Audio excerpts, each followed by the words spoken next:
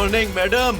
Azlan, तुमने तो डरा ही दिया मुझे। ऐसे हेडफोन लगा के वॉक मत किया करो, वो भी इसके साथ। गुड मॉर्निंग मेरी जान। हेडफोन लगाना सेफ नहीं है बिल्कुल। तुम हमेशा की तरह हमारी निगरानी करने के लिए कोई आदमी रख लो अजलान। किसी अजनबी को क्यों रखूं? ये काम मैं खुद भी कर सकता हूँ। 1 मिनट भाई, 1 मिनट रुक जा यार। शायद ट्रैफिक मेरी वजह से जैम हो गया है, चलता हूँ। हालांकि मेरा अभी दिल नहीं भरा है वैसे। जब हम शादीशुदा थे तब कहा था, मुझे तुम्हारी कितनी जरूरत थी तुम्हें अंदाजा नहीं।